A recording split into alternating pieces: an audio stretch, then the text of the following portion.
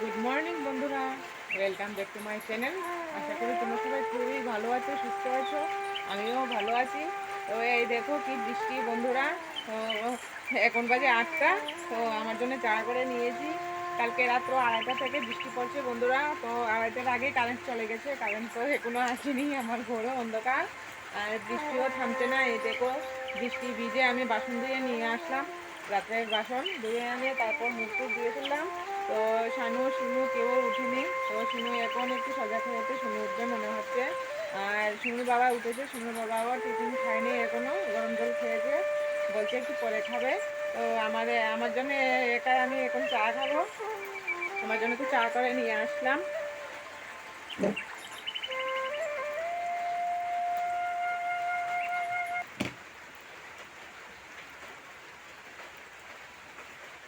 মুখ ধুয়ে বন্ধুরা আগে আমার চা খেতে হয়। তো এই জন্য সব কাজ ফেলে, ওদেরকে ফেলে একা একাই আমি টিফিন খেয়ে নিই। ওরা যখন উঠবে তখন খেয়ে নেবে।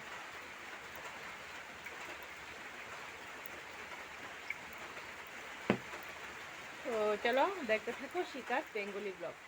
এই দেখো ছুটির বাড়ি থেকে পায়েস পাঠিয়েছিল আর কীর্তোয়া পাঠিয়েছিল, তারপরে আমি পায়েস আর মুড়ি খেয়ে নিচ্ছি। চলো দেখতে থাকো বন্ধুরা। চলে আসলাম রান্নাঘরে, এখন বাজে 9:30। তো আলু আর ডিম সিদ্ধ করে নিয়েছি, আঁশের ডিম এনেছিল বাজার থেকে। এত অন্ধকার বন্ধুরা, কিছুই দেখা যায় না। আর দেখো আঁশের ডিম কুকারে সিদ্ধ করে নিয়েছি, কারণ মেজদা তো এখনও স্নান করে চলে যাবে কোর্টে। তো দেখি মেজদাকে একটা ডিম রান্না করে দিতে পারি কিনা।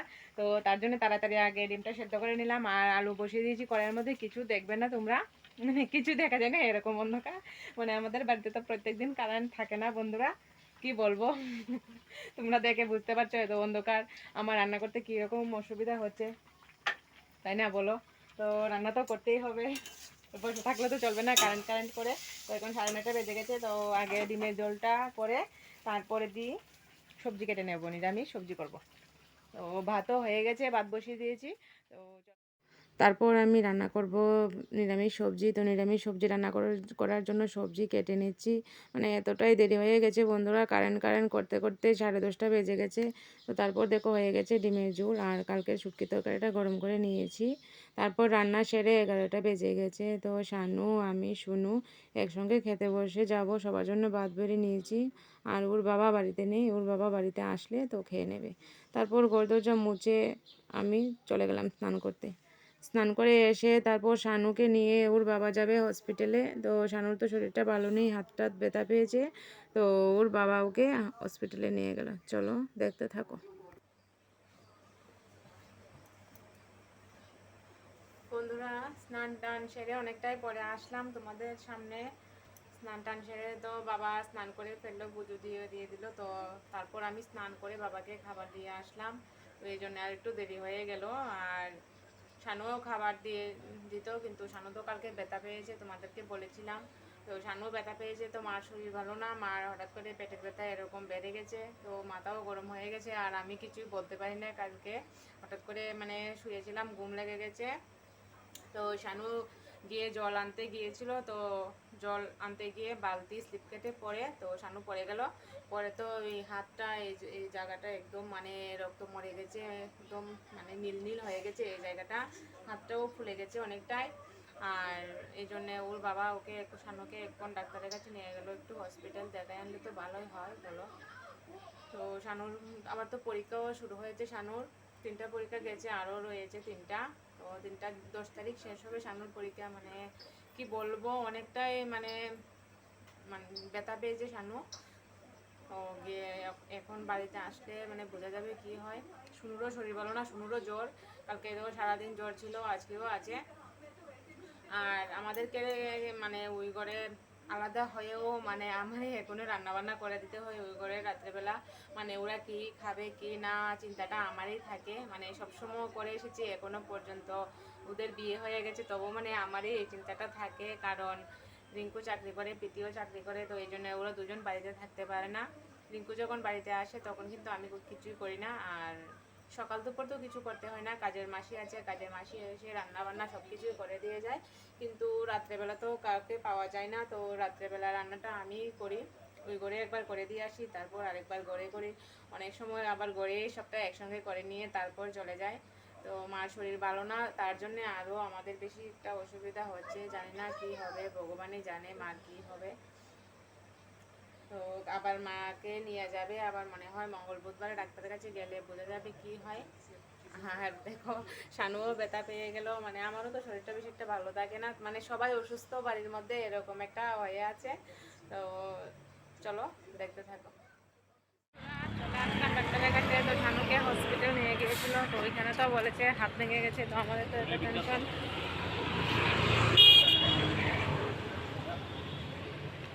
তো বন্ধুরা এখানে মেজদা জায়গা কিনেছে, তো ওই জায়গাটা দেখতে এসেছি বাবা নিয়ে।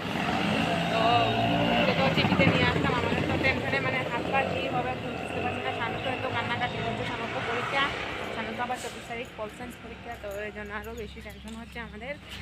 তো এসে তো দেখালাম, পরে তো ডাক্তার বলছে যে না হাতটা ভাঙিনি। তো আমাদের মানে শরীরের মানে বুকটাতে কী হয়েছে বুঝতে পারছো তোমরা।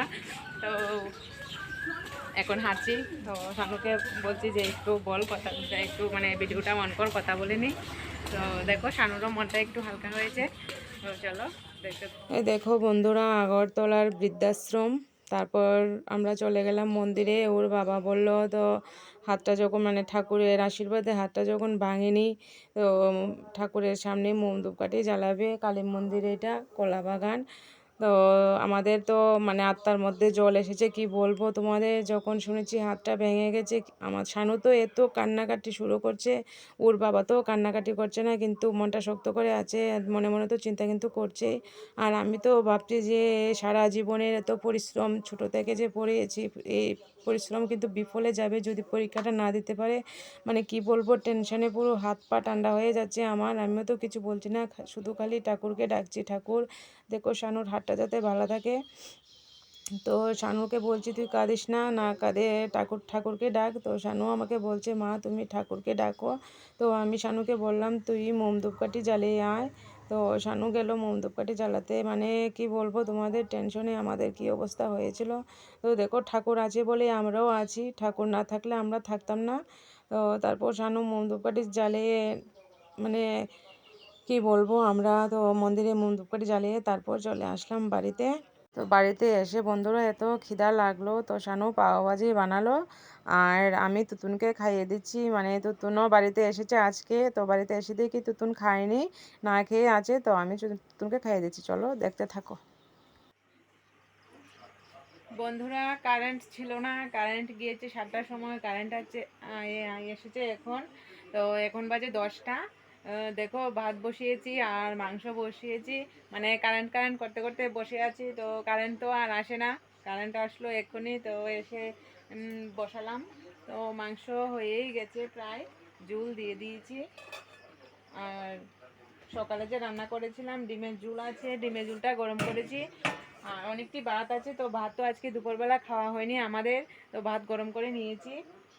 কারণ শানুকে যে ডাক্তারের কাছে নিয়ে চলে গেলাম, আর আমরা কারোরই খাওয়া হয়নি, তো এই জন্য ভাত রয়ে গেছে।